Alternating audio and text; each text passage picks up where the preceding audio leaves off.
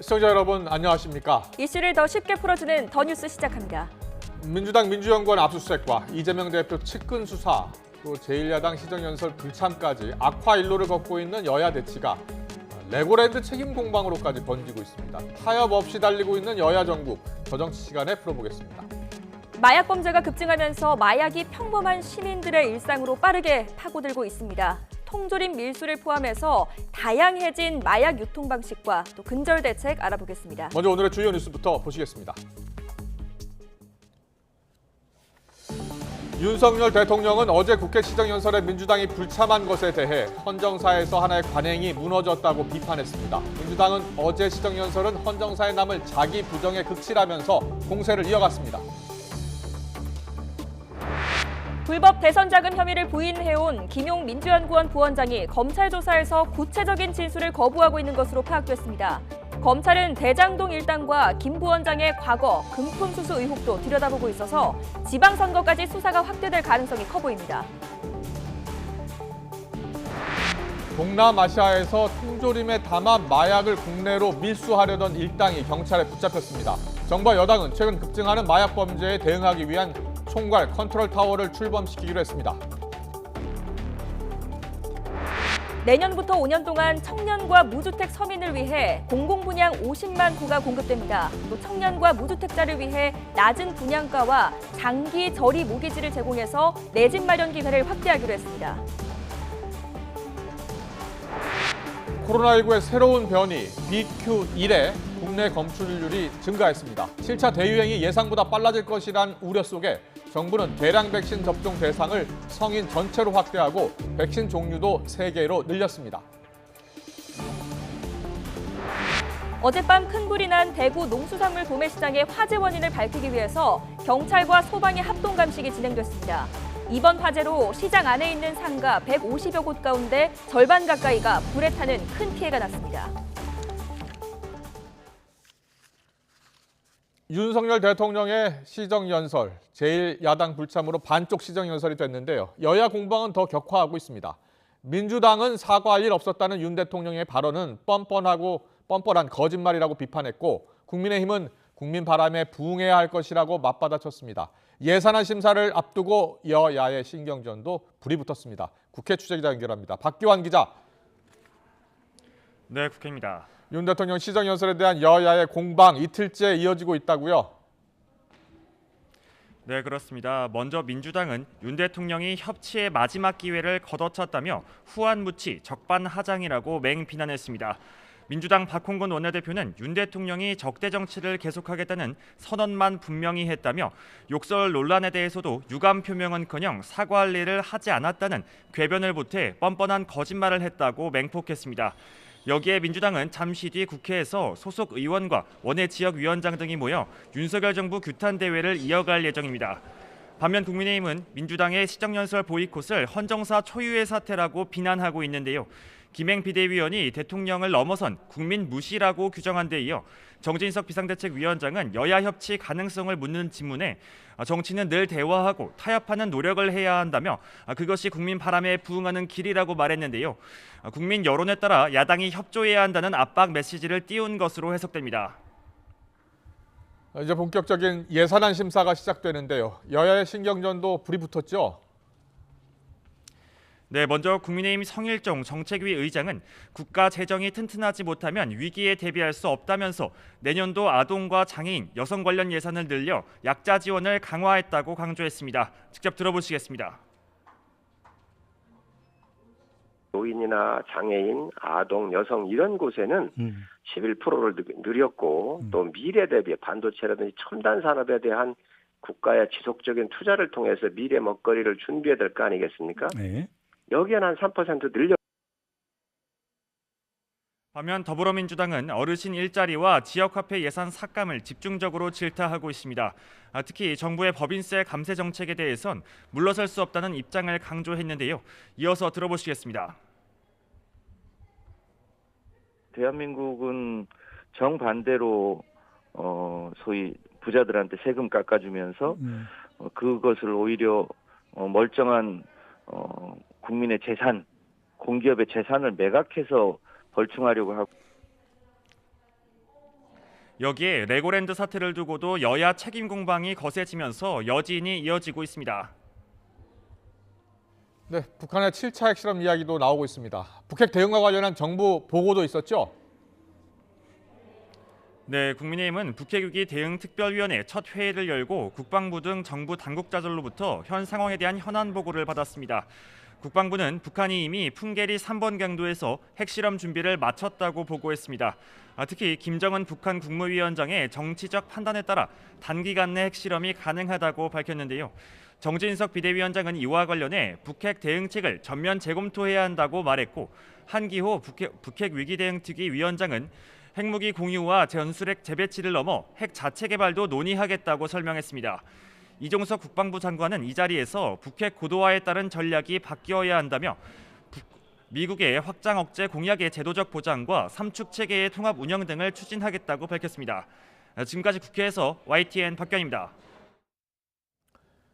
윤석열 대통령은 국회 시정연설에 민주당이 불참한 것을 놓고 헌정사의 관행이 무너졌다고 비판했습니다. 민주당 이재명 대표가 대장동 특검을 제안한 것에 대해선 이미 많은 분이 입장을 낸 것으로 안다며 말을 아꼈습니다. 대통령실 취재기자 연결합니다. 박석영 기자. 네, 용산 대통령실입니다. 먼저 윤 대통령이 야당 불참에 대해 우려 섞인 입장을 밝혔다고요? 네, 윤석열 대통령은 어제 민주당이 불참한 국회를 보며 어떤 생각을 했느냐고 묻자 정치 상황이 어떻든 과거부터 지금까지 30여 년 동안 헌정사 하나의 관행으로 굳어진 게 무너져 안타깝다고 답했습니다. 좋은 관행은 어떤 어려움이 있어도 지켜져야 하는데 앞으로는 정치 상황에 따라 대통령 시정연설에 국회의원이 불참하는 일이 종종 생길 것이라고 우려했습니다. 무엇보다도 국회에 대한 국민 신뢰가 약해지는 것이라고 말했는데요. 윤 대통령의 발언 들어보겠습니다. 아마 앞으로는 정치 상황에 따라서 이런 대통령 시정연설에 국회의원들이 불참하는 이런 일들이 종종 생기지 않겠나 싶고, 그것은 결국 대통령뿐만이 아니라 국회의 국민의 신뢰가 더 약해지는 것이 아니냐. 연설에서 정치권에서 자주 사용되는 협치라는 단어가 나오지 않은 데 대해서는 야당이라고 못 박진 않았지만 국회 협력과 협조를 계속 강조했다고 반박했습니다. 윤 대통령은 전날 시정연설 의미에 대해서도 구체적으로 설명했는데요. 국민 혈세를 어떻게 쓸 것인지를 국회와 국민께 국내외 시장에 알리고 건전재정 기조로 안정을 꾀하는 방향을 알려 국제 신인도를 확고히 구축한다는 의미를 담았다고 밝혔습니다. 동시에 전날 의원들이 모두 참석하지는 못해 아쉽지만 법정 시한안에 예산안 심사를 마쳐 취약계층 지원과 국가 발전, 번역에 필요한 예산을 집행할 수 있게 협조해달라는 뜻을 강조했습니다. 또 민주당 이재명 대표가 대장동 특검을 제안한 것에 대한 입장을 묻자 거기에 대해서는 이미 많은 분들이 입장을 낸 거로 안다며 말을 아꼈습니다. 미국 제닛 옐런 재무부 장관이 인플레이션 감축법 IRA를 법대로 시행하겠다고 언급한 것에 대한 질문도 나왔는데요. 윤 대통령은 미국 정부의 일반적인 입장과는 차이가 있는 거로 보인다며 좀 더 지켜보자고 말했습니다. 지금까지 용산 대통령실에서 YTN 박석영입니다. 대장동 일당으로부터 대선 자금을 받은 적이 없다면서 혐의를 강하게 부인해온 김용 민주연구원 부원장이 사용처를 추궁하는 검찰 조사에 구체적인 진술을 거부하고 있는 것으로 파악됐습니다. 검찰은 김 부원장의 과거 금품수 의혹도 들여다보고 있는데 지방선거로까지 수사가 확대될 가능성이 커 보입니다. 검찰청에 YTN 취재기자 나가 있습니다. 김다영 기자. 네, 서울중앙지방검찰청입니다. 네, 검찰이 김 부원장을 상대로 연일 강도 높은 조사를 벌이고 있는 거죠?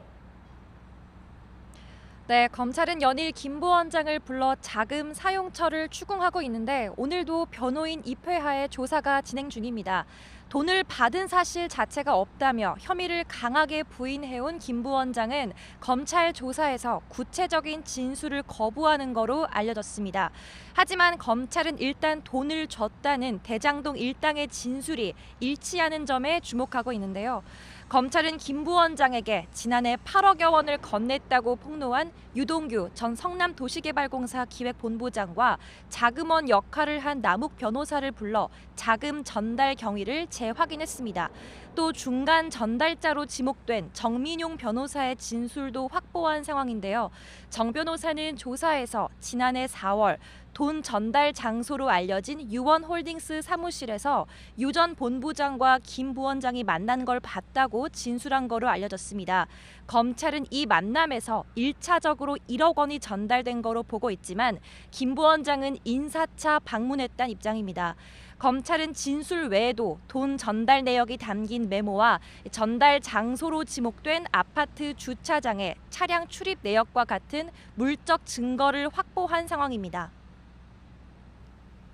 앞으로 수사가 대선 자금을 넘어서서 지방선거로까지 확대될 가능성이 있다고요? 네, 우선 검찰은 김 부원장과 이재명 민주당 대표의 또 다른 측근 정진상 대표실 정무조정실장이 과거 성남시 의원 시절부터 대장동 일당과 유착 관계에 있었다고 보고 있습니다. 검찰은 지방선거가 있던 2014년에도 주목하고 있는데요. 위례신도시 개발 특혜 사건 공소장에도 관련 내용이 언급돼 있습니다. 공소장을 보면 유 전 본부장이 대장동 일당에게 부동산 개발 사업을 계속하려면 이재명 당시 성남시장의 재선이 중요하다고 말하거나 남 변호사가 유 전 본부장에게 지방선거 무렵인 2014년 6월까지는 자금을 마련하겠다고 말하는 대목이 나옵니다. 김 부원장과 정 실장 등에 대한 접대 정황도 담겨 있는데 검찰은 최근 남 변호사가 유흥주점 종업원과 주고받은 문자를 복구해 연관성을 들여다보고 있습니다. 김 부원장과 함께 금품 수수 의혹에 휩싸인 정 실장의 경우 성남FC 후원금 의혹 사건으로 이미 출국 금지 조처가 내려졌습니다. 검찰은 불법으로 오간 돈이 더 있을 거로 보고 김 부원장의 2010년부터 2018년 사이 재산 변동 과정도 분석하고 있는데요. 만일 김 부원장의 또 다른 과거 금품 수수 의혹이 드러난다면 지방선거로까지 수사가 확대될 전망입니다. 지금까지 서울중앙지검에서 YTN 김다연입니다. 감사원이 전현희 국민권익위원장을 검찰에 수사 의뢰하면서 파문이 커지고 있습니다. 전 위원장은 오늘 기자회견을 갖고 감사원이 자신에 대한 비위 혐의를 찾지 못하자 절차까지 무시한 채 수사 의뢰했다면서 반발했습니다. 취재기자 연결합니다. 김세호 기자. 네, 정치부입니다. 네, 감사원의 수사 의뢰 방침에 대한 전현희 위원장의 입장이 오전에 나왔죠? 네, 전현희 위원장은 기자회견을 통해 자신에 대한 감사원의 수사 의뢰는 임기가 정해진 국민권익위원장을 사퇴시키기 위한 명백한 정치 탄압이자 집권남용이라고 반발했습니다. 이어 감사원이 자신에 대한 조사도 거부하고 감사원법에 규정된 감사위원회 의결도 거치지 않은 채 꼼수로 수사 의뢰를 했다고 주장했습니다. 특히 감사원의 방대한 조사에도 거의 모든 사안에서 자신에 대한 위법성을 확인하지 못했다고 지적했습니다. 앞서 감사원은 전현희 위원장과 관련된 두 가지 사항을 검찰에 수사 의뢰했습니다. 추미애 전 법무부 장관 아들과 관련한 유권 해석, 그리고 서해 공무원 피격 사건과 관련한 유권 해석입니다. 우선 지난 2020년 9월 추미애 당시 법무부 장관 아들의 군 특혜 의혹과 관련해 권익위는 추 장관 직무와 추 장관 아들의 군 특혜 의혹에 대한 검찰 수사는 이해 충돌로 보기 어렵다고 유권 해석을 내린 바 있습니다. 이에 대해 전 위원장은 법무부 장관이 검찰총장에게 구체적인 수사 지휘권을 행사하지 않았다는 사실을 확인했던 만큼 직무 관련성이 없어 이해 충돌이 아니라고 결론을 내린 것이라고 해명했습니다. 서해 공무원 피격 사건의 유권 해석 과정에서도 권익위원장이 자의적으로 개입한 사실이 없다는 것을 감사원이 명확히 확인했다고 말했습니다. 그런데도 국민의힘 의원들과 보수 언론에서 제기한 정치 평양 공세를 그대로 받아들여 감사원이 검찰에 수사를 의뢰한 것은 직권남용이라고 비판했습니다. 전 위원장은 앞으로 최재 감사원장과 유병호 사무총장 등 관련자들에 대해 법적으로 강력히 대응하겠다고 밝혔습니다. 지금까지 정치부에서 YTN 김세호입니다. 북한의 7차 핵실험 가능성이 제기되는 가운데 한미일 외교 차관이 만나서 대응 방안을 논의했습니다. 세 나라는 북한이 핵실험을 할 경우 단호하게 대응한다는 입장을 다시 한번 확인하면서 동시에 대화를 통한 해법도 강조했습니다. 일본 연결해서 자세히 알아보겠습니다. 이경화 특파원. 네, 도쿄입니다. 네, 조금 전에 한미일 외교 차관이 공동 회견을 열었죠. 북한 문제에 대해서 어떻게 의견을 모았나요? 네, 오늘 오전 열린 한미일 외교차관 협의는 1시간 반 정도 진행됐습니다. 협의를 마친 뒤 낮 12시부터 세 차관이 모여서 공동 기자회견을 열었는데요. 세 나라는 북한의 잇단 도발과 핵실험 가능성에 대해서 강한 우려를 공유했습니다. 그러면서 북한이 핵실험을 실시할 경우 단호히 대응한다는 방침을 거듭 확인했습니다. 기자회견 내용 잠시 들어보시죠. 북한이 공세적인 핵 무력 정책을 채택하여 핵무기 사용 위협을 노골화 하고 있는 상황에서 3국이 긴밀히 공조를 지속해 나가기로 했습니다. 특히 3국은 북한이 끝내 7차 핵실험을 감행할 경우 전례 없이 강력한 대응이 필요하다는 데 공감하였습니다. 네, 세 나라는 북한 비핵화를 위한 지역의 억지력 강화와 안보리 등 유엔을 통한 대응, 그리고 외교적 노력을 위해서 긴밀히 협력하기로 뜻을 모았습니다. 이와 함께 최근 끝난 중국 공산당의 제20차 당대회 결과 시진핑 3기 체제가 출범한 것에 대해서도 새 지도부를 주시할 것이라고 밝혔습니다. 한미일 외교차관 협의회가 열린 것은 지난 6월 서울에 이어 넉 달 만입니다. 네, 미국은 북한이 조만간에 핵실험을 실시한다고 보고 있는 거죠. 시기를 구체적으로 언급한 게 있습니까? 네, 중국 공산당 당대회가 끝난 뒤부터 다음 달 8일 미국 중간선거 사이에 북한이 핵실험을 실시할 가능성이 있다는 분석은 이미 각국에서 내놓은 상황인데요. 셔먼 미 국무부 부장관은 마이니치 신문과의 인터뷰에서 북한이 조만간 핵실험을 실시할 것이라는 게 일반적인 견해라고 밝혔습니다. 부장관은 북한이 핵실험을 실시할 경우 대가를 치르게 될 것이라고 밝히면서 동시에 외교적 해법도 강조했습니다. 기자회견 발언 들어보시죠. All of this behavior, all of it, is reckless and deeply destabilizing to the region. We urge the DPRK to refrain from further provocations, and we remain committed to dialogue with the DPRK without preconditions. 네, 한미일 협의에 앞서서 어제는 한일 외교차관 회담이 열렸는데 한국재단이 강제동원 피고인 일본 기업 대신에 배상금을 지급하는 방안에 무게가 실리고 있다고요? 네, 그렇습니다. 조현동 차관은 오늘 기자회견에서 강제동원 문제가 한일 관계 개선에 있어 해결해야 할 우선적인 현안임에 틀림없다고 밝혔습니다. 그러면서 외교적으로 일본과 협의하는 한편 국내적으로 피해자와 관련자들의 의견 수렴을 통해서 최대한 공감대를 얻을 수 있는 해결책을 모색할 것이라고 밝혔습니다. 외교부 당국자는 어제 한일 양자회담에서 강제동원 배상 판결 이행 방안에 대해서 양측이 심도 있게 논의했다고 말했습니다. 강제동원 해법을 둘러싼 한일 간 이견이 조금씩 좁혀지는 분위기인데요. 이와 관련해서 아사히 신문은 한국 측 재단을 통해 피해자에 대한 배상금을 지급하는 방안이 추진되고 있다고 보도했습니다. 피고인 일본 기업에 대해서는 배상금과 같은 금액을 기부금 등의 형태로 내는 것을 한국 정부가 타진했다고 전했습니다.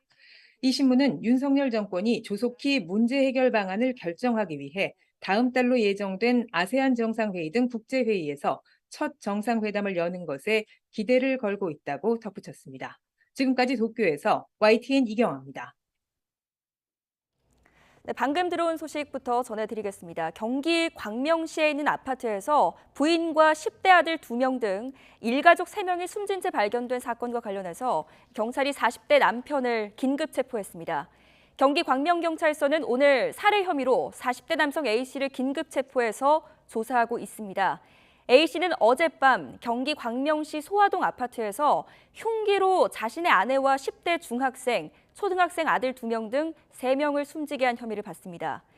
경찰은 어젯밤 11시쯤 외출 후에 집에 돌아오니까 아이가 죽어 있다라는 A씨의 신고를 접수한 뒤에 자택에서 숨져 있는 가족을 발견했고 오늘 오전 자택과 떨어진 곳에서 A씨가 사용했던 것으로 보이는 흉기를 발견했습니다. A씨는 경찰 조사에서 자신의 혐의를 인정한 것으로 확인됐습니다.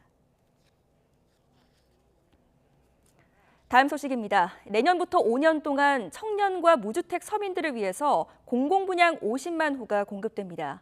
이들에게는 낮은 분양가와 장기 저리 대출을 제공해서 내 집 마련 기회를 확대할 예정입니다.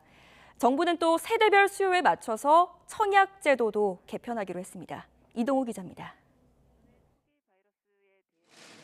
정부가 청년과 무주택 서민을 위해 내년부터 2027년까지 공공분양주택 50만 호를 공급하기로 했습니다. 지난 4년 동안 공급한 14만 7천 호의 3배가 넘는 물량입니다. 소득과 자산 여건 등에 맞게 분양도 3가지 모델을 선택할 수 있도록 했습니다. 우선 나눔형 25만 호는 시세의 70% 이하로 분양하며 의무 거주기간 5년 이후 공공에 환매할 경우 시세 차익의 70%가 분양받은 사람에게 돌아가도록 했습니다. 또 할인된 분양가의 최대 80%, 5억 원 환도로 40년 장기 저리로 지원합니다. 선택형 10만 호는 6년간 저렴한 임대료로 거주한 뒤 분양 여부를 판단하는 모델입니다. 분양 시에는 입주 시 추정 분양가와 분양 시 감정가의 평균 가격으로 받을 수 있으며 역시 분양가의 최대 80%, 5억 원까지 40년 장기 저리로 지원합니다. 기존의 공공분양 유형인 일반형 15만 호는 시세의 80% 수준으로 분양하며 분양가의 최대 70%, 4억 원까지 30년 만기 저리로 대출해 줍니다. 그동안의 청년 주거 정책은 임대주택 위주였으나 이번 대책은 청년들이 내 집을 분양받을 수 있도록 지원함으로써 청년들의 주거 안정은 물론 자산 축적의 기회를 제공하고자 합니다. 정부는 내년에 7만 6천 호를 공급하며 이 가운데 서울 도심 등 우수 입지에 11,000호를 사전 청약을 통해 조기에 공급할 계획입니다. 민영주택 청약 제도도 세대별 수요에 맞춰 개편됩니다. 우선 투기과열지군의 1, 2인 청년 가구 수요가 높은 전용면적 85제곱미터 이하의 추첨제를 60%와 30% 신설에 적용합니다. 다만 중장년 수요가 많은 85제곱미터 초과의 경우 추첨을 기존 50%에서 20%로 축소하고 가점제를 80%로 확대했습니다. 이는 투기과열지구 85제곱미터 이하 중소형 평수는 가점제 100%로 공급돼 부양가족이 적고 무주택 기간이 짧은 청년층의 당첨 기회가 적었던 것을 보완하고 중장년층에는 넓은 평수의 당첨 기회를 확대하는 차원입니다. YTN 이동호입니다. 네, 방금 속보가 하나 더 들어왔습니다. 경기 남부경찰청에 따르면 오늘 오후 2시 더불어민주당 이재명 대표의 장남, 이 장남에 대해서 상습 도박 등의 혐의로 불구속 송치하기로 했다는 속보가 들어와 있습니다. 하지만 성매매 혐의도 있었는데 여기에 대해서는 불송치하기로 결정이 됐다고 합니다. 다시 한번 전해드리겠습니다. 경기 남부경찰청에 따르면 오늘 오후 2시 더불어민주당 이재명 대표의 장남에 대해서 상습 도박 등의 혐의로 불구속 송치하기로 했고 하지만 성매매 혐의에 대해서는 불송치하기로 했다. 이런 속보가 들어와 있습니다. 더 자세한 소식은 취재가 되는 대로 다시 한번 전해드리겠습니다. 다음 소식입니다. 코로나19 7차 재유행이 예상보다 빨리 진행될 것으로 보입니다. 따라서 정부는 코로나19 개량 백신 접종 대상을 성인 전체로 확대하고 백신 종류도 3가지로 늘렸습니다. 내일부터 사전 예약이 가능합니다. 취재부서 연결해서 자세한 내용 알아보겠습니다. 김연아 기자. 네, 사회 2부입니다. 네, 정부가 이가 백신 접종 대상을 모든 성인으로 확대한다는 거죠? 네, 당장 내일부터 18세 이상 성인이면 코로나19 2가 개량 백신을 맞을 수 있게 됩니다. 총 3종류 백신 가운데 선택을 할 수 있지만 백신마다 접종 시작일이 다른데 오미크론 변이 대응용으로 개발된 모더나 2가 백신은 내일부터 당장 접종 가능하고 화이자의 2가 백신은 다음 달 7일부터 국내 우세종인 BA.5 변이를 예방하는 화이자의 2가 2차 개량 백신은 다음 달 14일부터 접종이 시작됩니다. 새로 나온 화이자의 2차 개량 백신은 기존 백신보다 BA.4와 BA.5에 대한 면역 효과가 2.6배 정도 높습니다. 질병관리청은 오미크론의 하위 변이들이 동시다발로 발생해서 추가 접종이 매우 중요하다고 강조했는데요. 다만 mRNA 방식 백신을 원하지 않으면 기존의 초기 바이러스에 대응해 만든 노바백스 등 유전자 재조합 백신도 맞을 수 있습니다. 네, 7차 재유행이 예상보다 앞당겨질 거란 전망도 나오는데 이 중증화율과 치명률도 높아지고 있다고요? 네, 오늘도 신규 확진자가 4만 명대로 증가세를 이어가고 있습니다. 위중증 환자는 242명, 사망자는 26명입니다. 확진자가 늘면서 관련 지표도 악화해서 6차 재유행이 끝나가던 8월 5째 주와 비교해서 주간 단위 중증화율과 치명률이 모두 상승했습니다. 또 미국과 유럽 등에서 유행하고 있는 BQ1과 BF7 변이가 국내에서도 점유율을 확대한 것으로 확인됐습니다. 10월 셋째 주 기준으로 국내 우세종인 BA5는 87.6%로 직전 주보다 소폭 감소했지만 BF7은 1.8%에서 2.7%로 BQ1.1은 0.4%에서 2.5%까지 늘어난 겁니다. 주로 해외 유입자를 중심으로 점유율을 늘려가는 모습인데 새로운 변이들이 7차 재유행을 주도할 거란 전망도 나오는 상황입니다. 지금까지 사회 2부에서 YTN 김연아입니다. 동남아시아에서 필로폰 3kg을 몰래 들여오려 한 일당이 경찰에 붙잡혔습니다. 이 총책은 이미 현지에서 마약 혐의로 징역 22년형을 받고 수감되고도 옥중에서 마약 밀수를 진두지휘한 것으로 드러났습니다. 취재기자 연결해서 자세한 내용 알아보겠습니다. 이준엽 기자. 네, 사회부입니다. 네, 이번에 적발된 일당, 이미 과거에도 수차례 마약 밀수 전력이 있었다고요? 네, 이번 밀수 시도를 주도한 61살 송모 씨는 마약 수사관들 사이에서는 이미 유명한 인물이었다는데요. 이번 범행과 별도로 마약 밀수로 이미 검찰과 경찰에 5차례 수배가 돼 있었습니다. 송 씨는 지난 2019년 동남아시아 국가로 출국했는데 거기서도 필로폰 1kg을 수출한 혐의로 징역 22년을 선고받고 복역 중인데요. 교도소 수감 생활을 하면서도 SNS를 통해 지난 4월 밀수도 대범하게 진두지휘한 것으로 조사됐습니다. 마약사범을 수사하던 서울경찰청 마약범죄수사대는 밀수 시도가 있을 거라는 첩보를 입수하고 압수수색을 벌여 필로폰 3kg을 적발했는데요. 일당은 과일 통조림으로 위장해 국제특급 우편으로 들여오려고 했습니다. 경찰이 국내 유통책 등을 검거하면서 압수한 것까지 합치면 필로폰이 3.54kg에 이르는데요. 시가로 110억 8천만 원, 21만 명이 한 번에 투약할 수 있는 양입니다. 별개로 경찰은 범죄 수익금 4억 5천만여 원도 압수했습니다. 모두 8명 피의자를 마약류 관리법 위반 등 혐의로 검거하고 이 가운데 6명은 구속했는데요. 총책인 송 씨는 교도소 수감 생활이 끝난 뒤에야 송환될 수 있을 것으로 보입니다. 경찰은 송 씨와 같은 국가에 있을 거로 추정되는 공범 1명에 대해서도 인터폴 적색 수배를 내리고 행방을 쫓고 있습니다. 지금까지 사회 일부였습니다. 최근에 뉴스에서 마약 범죄 관련 소식 많이 전해드리고 있습니다. 우리 생활 속 깊게 파고들고 있는 이 마약 범죄 최근 현황 또 대책을 자세히 알아보겠습니다. 네, 임준태 동국대 경찰행정학과 교수 나오셨습니다. 어서 오십시오. 어서 오십시오. 예, 안녕하세요. 안녕하세요. 3.54kg, 110억 원어치의 마약을 유통하려다 이제 적발이 된 겁니다. 일가족들이 다 포함이 돼 있었나 봐요. 예, 그렇습니다. 뭐 통조림에 넣고 또 네. 그 어머니한테 네. 부탁을 한다든지 해서 배달도 시키고. 예, 그야말로 좀 뭐 일가족이 모두 동원된 가족형 어디 그 마약 밀매 예. 이런 예. 이제 범죄자들로 보여집니다. 네네. 이 통조림 밀수 방식이었는데 통조림 밀수 방식이 널리 알려진 방식입니까? 뭐 저도 이런 사례 좀 처음 보고요. 사실은 뭐 여행자들의 어떤 그 여행객들의 어떤 그 물건이나 네. 또 자기 몸에 은닉을 해서 들어온 경우 과거 사례들이 많이 있었고요. 네. 뭐 예를 들면 신발 미창이라든지 또는 심지어는 뭐 화장품 같은 데도 위에는 일반 화장품 밑에는 이 마약을 넣어서 그 외부적으로 거의 뭐 육안으로 보기 어려운 이게 검색대에서 다 걸리나요? 예, 이렇게 화장품 소량으로 만약에 우리가 네. 뭐 젤리 형태 뭐 20g이나 또 50g 미만으로 만약에 거기에 들어간다면 사실은 뭐 마약견을 탐지를 통해서 하지 않으면 네. 뭐 그냥 지나갈 수밖에 없는 거죠. 그렇군요. 예. 방금 말씀해주신 사례들 말고도 또 최근에 많이 사용하는 방법에는 어떤 게 있을까요? 국내에서는 뭐 지금 뭐 퀵 서비스도 하고요. 네. 그다음에 이제 해외로부터 소량의 어떤 그 화장품 같은 걸로 해서 예. 직구를 하니까 사실 네. 관세청 같은 데는 큰 대형 트레이너에서 컨테이너에 담겨 있는 물건들을 많이 하지만 이렇게 소량으로 여러 사람들이 수시로 이렇게 그 우편으로 이 주고받는 물건에 대해서는 사실 검색이 거의 불가능하다고 볼 수 있습니다. 검색이 불가능하다. 그러니까 마약견이 다 일일이 다 물건들을 확인할 수 없다는 말씀이시네요. 그렇죠. 우리가 공항에 가보시면 마약견들이 대부분 이제 큰 짐들, 뭐 20kg 네. 이상짜리 짐들을 이렇게 컨테이너로 돌아갈 때 벨트에 예. 그게 이제 마약견들이 탐지를 하는데 만약에 뭐 여성들이 남성들이 소량의 뭐 화장품 같은 거 네. 기본적으로 한 50ml 정도는 다 휴대가 가능하거든요. 네. 네. 뭐 그런 식으로 만약에 넣어버리면 실제로 그 적발되기가 상당히 어렵죠. 지금 마약 운반책이 일반이 될 수도 있다는 이야기 많이 나오잖아요. 사실 몸속에 감춰서 들어오는 경우도 좀 제법 많아진 것 같아요. 그렇죠. 과거에 비해서 지금 저 여행객이 많이 늘어나면서 사실 네. 이게 이제 마약 범죄는요.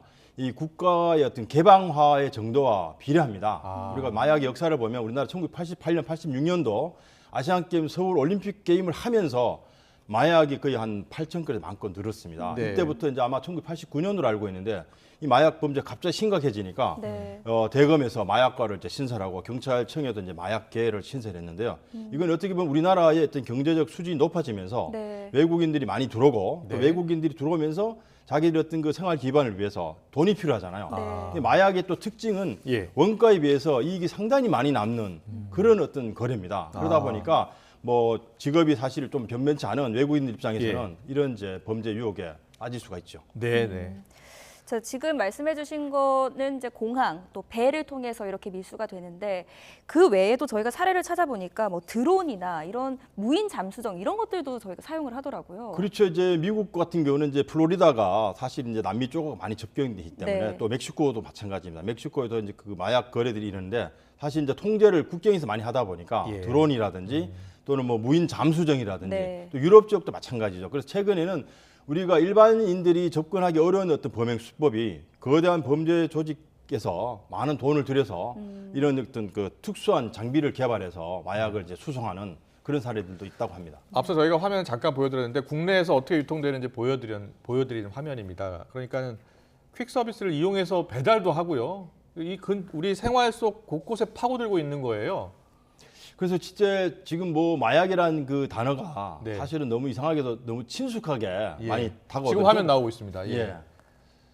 저렇게 이제 뭐 일상 속에서 저렇게 마약을 유통하다 보니까 이거 많이 퍼지고 있다는 거죠. 예. 그렇죠. 이제 제가 오늘 뭐 가게를 봤더니 마약 김밥 저는 참 상당히 좀 이게 뭐 강조를 하기 위해서 썼나 본데. 쉽게 볼 수 있죠. 예, 그러니까 마약이라는 단어가 예전에는 아주 범죄시하고 사회적으로 금기시됐는데 네. 또 심지어는 뭐 코카인 댄스, 네. 또 어떤 네. 경우는 뭐 국뽕, 뭐 이런 말처럼 마약이라는 단어가 일상으로 지금 들어올 정도로 네. 범죄가 좀 퍼진 것 같습니다. 네, 알겠습니다. 지금 전 세계적으로도 지금 마약 산업이 점점 커지고 있는 것 같은데 국내 상황도 다르지 않다면서요? 그렇죠. 국내 지금 2010년부터 네. 뭐 2020년까지 통계를 보면 한 10년 전에는 연간 한 9천에서 10,000건 정도 적발이 되다가 네. 최근에는 거의 한 18,000건, 2만 건까지 왔습니다. 그러니까 네. 한 10년 사이에 예. 거의 2배 정도 증가했다라고 많이 보여집니다. 늘었네요. 네. 그렇죠. 네. 그 문제가 이 젊은 층에서도 마약이 크게 확산하고 있다면서요? 예, 지금 연령대로 보면 이제 20대하고 30대가 가장 많은 것 같고요. 네. 예, 사실은 10대도 좀 늘어나고 있습니다. 또 남녀 성별의 경우도 과거에는 뭐 남자가 한 그 8대, 네. 또 여성이 한 뭐 20% 이런 식으로 했는데 지금도 그 비율도 예. 점점 이제 바뀌어가고 여성들의 그 마약 그 투약 사범의 예. 비율도 과거에 비해서 많이 늘어나고 있는 그런 추세에 있습니다. 그렇군요. 그런데 좀 전에 20대, 30대, 10대까지 이야기하셨는데 마약 가격이 비싸지 않습니까? 예, 사실은 이제 이게 또 예. 딜레마입니다. 마약을 너무 엄격하게 규제를 하면 네. 이게 원가가 올라가는 거고 네. 마약이 좀 느슨해지면 많이 유통이 되면서 공급이 또 원활해지니까 값이 예. 싸지는 일종의 뭐랄까 국가가 너무 통제를 너무 많이 하게 되면 이게 또 가격 올라가고 네. 이런 아주 악순환적인 그런 구조를 갖고 있습니다. 교수님, 네. 최근에 저희 YTN 취재 기자가 직접 마약을 인터넷에 검색을 해봤거든요. 쉽게 공급체하고 접촉을 할 수 있더라고요. 그렇죠. 요즘 예. 뭐 킥 서비스라든지 이런 과거에는 우편을 많이 이용했지만 네. 지금 뭐 실시간 아마 우체국을 통해서 하는 것보다 킥 서비스를 하게 되면 아마 몇 시간 이내에 충분히 또 서로 모르는 장소에 정해놓고 뭐 이렇게 포스트를 정해서 이 전달하는 그런 수법까지 늘어나고 있습니다. 네. 지금 정부도 이제 마약과의 전쟁을 벌이겠다 이렇게 발표를 했는데 향후 1년간 마약범죄 특별수사팀을 운영하겠다 이런 대책도 내놨거든요. 실효성이 얼마나 있을 것 같아요? 이건 뭐 제가 조금 사실 이 뉴스를 접하면서 예. 미국이 80년대부터 최근까지 우리나라 뭐 예산의 한 절반 이상 몇백조 원을 들여서 마약과 전쟁을 했는데 실패했습니다. 네. 그러니까 아마 1년 정도 해가지고는 예. 제가 볼 때는 뭐 성공할 가능성이 없고요. 이것은 예. 사실 중장기적인 마약 합법화 논쟁까지 네. 이게 다 포괄적인 정책이 포함이 돼야 되거든요. 네. 그래서 사실은 지금 캐나다 같은 경우는 전체적으로 네. 이 대마초 같은 건 합법화됐고요. 미국 같은 경우도 지금 30여 개 주, 또 워싱턴 DC 같은 경우는 예상이 좀 낮은 네. 그런 이제 대마 같은 경우는 합법을 하고 있습니다. 네. 또 유럽 같은 경우 네덜란드도 합법화 돼 있고요. 또 독일 같은 데는 마약을 하는 단순 투약 사범에 대해서는 거의 처벌하지 않고요. 공급 체계라든지 제조체. 우리나라도 아마 이런 마약에 관련된 좀 새로운 어떤 정책이 필요하지. 1년 동안 뭐 특별수사팀 꾸렸다고 해서 마약 문제를 우리가 근본적으로 해결할 수 있다. 그건 상당히 좀 저는 어렵다고 보여집니다. 알겠습니다. 중장기적인 대책 접근이 필요하다는 말씀이시고요. 그렇죠. 예, 일단 당장 좀 확산을 막아야 되잖아요. 예, 지금 이제 가장 좀 실효성 있는 그 단서가 뭐냐면 최근에 어떤 그 외국인들과 관련된 밀수 사범이 사실 공급책이거든요. 네. 과거에는 우리가 투약 사범이 대다수를 이루는데 최근에는 입건되는 그 단서를 보면 공급책, 밀수, 해외로부터 들어오는 루트가 상당히 많이 노출되고 있습니다. 그렇다고 본다면 한 명의 공급책이나 밀수책을 검거하면 수천 명, 수만 명의 단순 투약 사범을 우리가 예방할 수 있거든요. 네. 아마 앞으로 이런 쪽으로 집중해야 될 그런 단서가 될 것 같습니다. 알겠습니다. 미국 사례, 선진국 사례까지 짚어주셨습니다. 중기, 단기, 장기 대책 꼼꼼히 마련해야 될 것 같습니다. 임준태 동국대 경찰행정학과 교수와 함께했습니다. 고맙습니다. 예. 반짝 추위가 지나고 난 뒤 가을 기운이 더 짙어진 듯합니다. 이제는 눈길이 닿는 곳마다 완연한 가을 풍경이 가득한데요. 도심 속 나무들도 알록달록한 단풍옷을 갈아입고 가을의 매력을 한껏 뽐내고 있습니다. 현재 서울 기온은 17.8도로 선선해서 낮 동안 활동하기 참 좋은데요. 하지만 해가 지고 나면 날이 금세 쌀쌀해집니다. 겉옷으로 체온 조절 잘 해주시기 바랍니다. 내일도 내륙은 대체로 맑고 공기도 깨끗하겠습니다. 하지만 동풍이 불어드는 동해안 지역은 비 소식이 있는데요. 내일 늦은 오후부터 모레 오전 사이 강원 영동에 최고 40mm, 경북 북부 동해안에는 5에서 20mm의 비가 내리겠습니다. 내일 아침은 예년 기온을 1에서 3도가량 웃돌며 크게 쌀쌀하지 않겠습니다. 서울과 대전의 아침 기온은 8도, 광주와 대구는 10도로 예상됩니다. 낮 동안에는 기온이 10도 이상 크게 오르겠고요. 서울 낮 기온 18도, 광주 21도, 부산은 22도로 예년보다 온화하겠습니다. 당분간 내륙은 비 소식 없이 맑고 완연한 가을 날씨를 보이겠습니다. 다만 일교차 큰 날씨가 계속되는 만큼 환절기 건강관리에 신경 써주시기 바랍니다.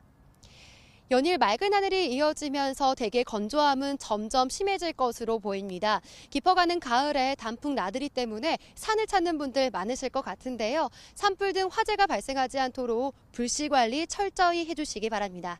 지금까지 YTN 홍나슬입니다.